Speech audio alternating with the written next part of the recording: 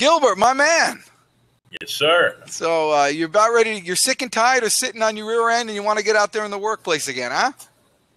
That's it. I want to be able to get back to where I can be of service to somebody, and that's why I called on you. Well, listen, service is one thing, but supporting yourself is another. So actually, that's a good place to start. A lot of times when people are looking for work, they'll say that, this is a good opportunity for you to find yourself and find out what you really want to do in life and your purpose and all that business. And and that is true.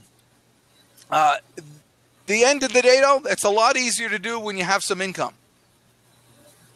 So you have to first find your motivation. And if your motivation is that you just want to serve, well, even that's a little selfish because other people don't want to get served or they don't know how they want to get served. So let's say you come up with this great idea to serve people, but nobody wants that garbage. I'm not calling it garbage, but I just called it garbage, didn't I?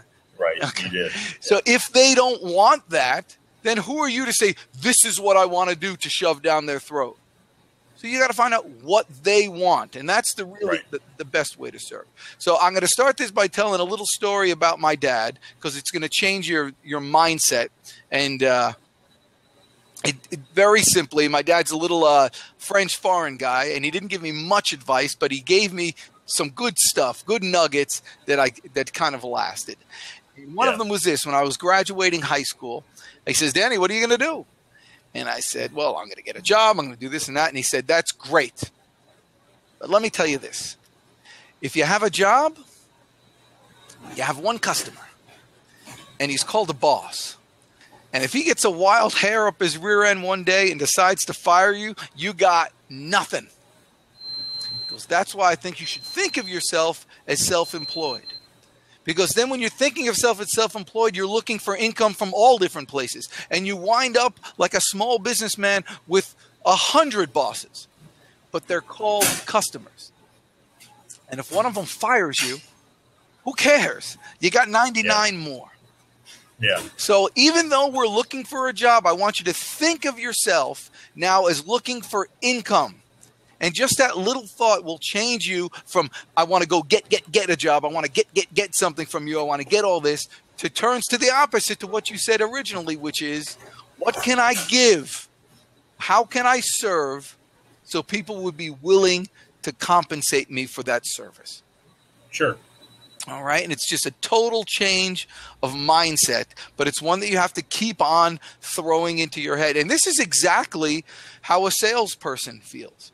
This is what a salesperson does. Every day a salesperson wakes up unemployed. Because what happens with a salesperson, as soon as they make a sale, they lose something very important. You know what that is? They lose their best prospect. You're working so hard on this. And really, that's an issue for salespeople because a lot of times they won't ask for the sale, not because they're afraid of getting a no, but they're afraid of getting a yes. If they get a no, they lost something. They lost their prospect. If they get a yes, they lost something. They lost their prospect. Yeah. Which is why we need to think in terms of abundance, that you need a gigantic pipeline filled with opportunity after opportunity after opportunity. And that, again, you have to understand that you're not trying out there to get a job so you could earn money. You're you're putting yourself out there to get as many income opportunities as possible. You're truly selling your services to the marketplace. And if you have that mindset, it's a lot easier because you start working on yourself first. Yeah. You work on yourself, you totally realize what you have to offer. And then it's a lot easier to come up with that sales brochure, which is a resume, or that unique selling proposition, which is what you have to offer and all those things. All right? You got it? Okay, that's on the front end. The front end is you got to get your head right. So now I'm going to ask you some questions. Okay, hit me. What? Did you say hit me? I said hit me, baby. You're 7 feet tall. Have you ever been hit? Yeah. I've been hit. Impossible. How did they reach? They waited till I was sitting down. All right. So, Gilbert, what do you have to offer? Well, my number one product is me. Well, okay. And I'm going to play devil's advocate, and I'm going to be harsh because I'm from New Jersey. Just comes with the territory, but I do it with total love. I understand. What does that mean? What does that mean is that when I get into a selling situation, I'm building a relationship. I need to get to know who this person is, and I want them to get to know who I am so that we can see if there's a match for the service I have. And I'm going to interrupt you again for the same reason. Okay. That's good. I'm going to get to know them because I want to. Well, who cares what you want? I want you to think what the other person wants. Yeah, exactly. All right. So, what do you have to sell? Oh, look, we got somebody who's calling in here. ThugThug slime season. Boom. All right. Hey, ThugThug. I don't see you yet, but. Oh, there he is. How you doing? Hey, man. How are you guys, man? ThugThug? What the heck is ThugThug? It's no my account, but don't mind. All right, very cool. Well, let me finish this thought, and then we can talk. Yes, when you first interview, when you're first hooking up with someone, you don't know what they want. Yeah. Right? All you know is what you know. So how do you figure out what they want? Push. I have to ask them questions. Damn straight. That's all you got to do. You got to ask them questions. Now, the best way on an interview or any sales situation, just to smooth it over and make it that it's easy for everybody, is to say these words. You might want to write them down. Ready? Okay. You hook up with them and you say to calm everybody down on the front end, first of all, Gilbert, I want to thank you so much for seeing me. And just to ease your mind from the beginning, we're here just to find out about each other. If after conversation we find out there's a good fit, we can move forward, and I'll let you know that. If we're not, I'll let you know that too. And it's fair enough for you to tell me that we're not a fit. Is that good? Yeah. And you'll say yeah, and they'll say yeah, and all of a sudden, all the ease, everything's done there, and then you're all of a sudden he's not interviewing you, you're kind of interviewing each other. Okay. And put you on an equal playing field. But it's very important. I remember when I was a young sales guy, I was selling pest control to people's houses. First thing I do, I walk into their house and I say, first of all, before I tell you anything about selling you this $4,000 termite job, is before I tell you anything, I totally appreciate you letting me come into your house like this. I know I'm a complete stranger, and I want to let you know if it's something that's good for you, I'll let you know that. If it's not, I'll let you know that too. Is that fair enough? And they'd say, yeah, fair enough. And all of a sudden, boom, I'm their best friend. Here's some water. Here's a drink. And they were begging me to buy this stuff. Remember the whole thing. No one likes to be sold, but people love to buy. Does that make sense, ThugThug? Yeah.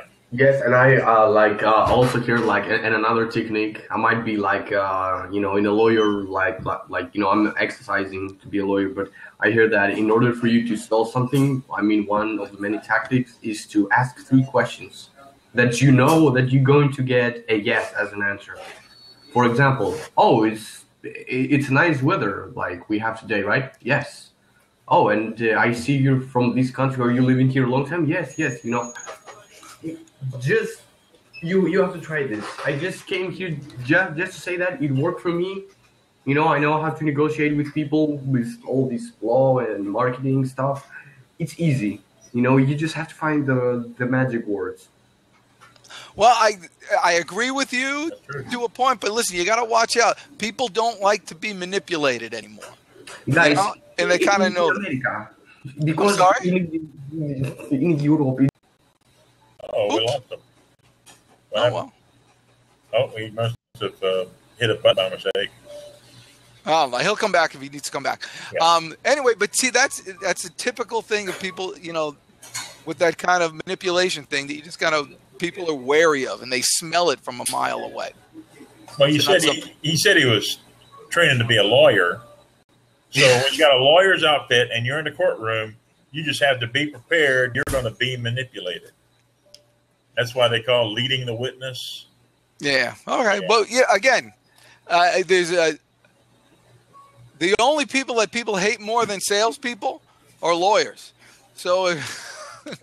Yeah, really. So don't go that way. All right. So that's it. Again, you're on the interview. You ease the tension first on the front end by saying, listen, I just want to appreciate you letting me come in here and and I'll let you know if there's a good fit. We can move forward. And if there's not, I'll let you know that too. Fair enough? And they say, yeah. And then you move on from there. And then he was right about one thing. You do have to have some questions. Yeah. You know? And so here you always get to that point where they ask you, what's that question? What's that? Do you have any questions for us? You know? Yeah. So what do you say in that case? What do you want to hear? I mean, it's like, that's kind of open ended. You want to do the New Jersey cut to the chase? Well, question? no. Here's the thing. This is the way to succeed, to cut it down, and how to succeed on an interview. Okay. You need to be prepared. Yeah. And absolutely. you know for a fact when you're on an interview, they're going to ask probably 4 questions. And you even know what those questions are. They're going to ask you a question like, so why do you want to work here? They're going to ask you a question like, why do you think you're a good fit for here? Or why should we hire you? They're going to ask you, what's your best quality? And what do you think is the quality you need to improve on? Right. And then they're going to ask, do you have any questions for us? If you just practice answers for those 4 questions and know them cold, that you can get to the point that they ask you, well, why do you think you'd be a good fit here? And you say, boy, am I so glad you asked me that. You know, when you're that comfortable with that, then you can ad lib and be friendly and go back and forth and all that stuff. And then you just win. The secret to succeeding in an interview, in any interview, and getting the offer is not knowing the right words to say. Yeah. Is knowing all the right things to say because you're so well rehearsed. You know, the difference between a successful salesperson or an unsuccessful salesperson and a Oscar-winning actor is that an actor rehearses their lines. Yeah. The rest of us just wing it. That's right. Now, if you would practice every day, 5 times a day, how you're going to answer the question, why do you want to work here? You'll sound so professional that they'll want to hire you. If you practice every day for 5 days, 5 times a day, do you have any questions for us? And you have a great question. You know what my question is? I would say, here's my question. Gilbert, you've been in human resources a while. You've probably had a couple of lousy hires, but you probably had like 1 or 2 really good hires, haven't you? Oh, yeah. The type of person that you see in the hallway and you're like, that's mine. I did that. I picked that one out. That type of person. Sure. Let me ask you a question. What was so good about that person that made them such a good employee? And then whatever you say to me after that, you say, got it. You know what? How would you like another one just like that? That's what I say. I don't talk about any of their how's business this year or where do you think the greatest ever. I don't care about any of that. I want to get personal with them. I want them to feel it in their belly. Yeah, I remember when I hired that person, how good I looked. I want them to feel that. That's what I'm trying. But you know how I can get that? I said those same words 100 times. Just from rehearse. So if someone says, you have a question for us, I'm going to lean back and I say, let me ask you this. Have you ever had a really good, I know exactly what I'm going to say, and I could put the whole show on. Yeah. Because I'm that comfortable and that well rehearsed. Yeah. You do that and you could win every time. So, do you have any questions for me now? And how you can win on the next interview? Yeah. What positions have you opened that I could qualify for? All right. Well, this is what I can promise to you, and this was a promise that all the people that I coach. If you do what I say, if you get on the program of self-improvement and all that stuff and practice what I say to practice each day, you'll be just like my last client, Brandon. Brandon was a young kid, 19 years old, and unlike my children, he does everything I say. So I asked him to get on the program, and the only way to prove to yourself that you're committed to improving yourself enough that you really want this job badly enough, the only way to do it is to pay for it. So I had him pay for a personal development program, which he did. He called me up. He said, I signed up. I said, great. Say, this is what I want you to do. And I told him, practice these lines. Go on 5 interviews this week for jobs you don't want. Practice your interview skills. And if you do all that I say to do and work on your personal development every day, I will guarantee you interviews. And I got him the interviews for the job that he wanted. And I think he starts tomorrow, in fact, on his job. I will guarantee you a job if you invest in yourself and do what I say to do, because that's full commitment.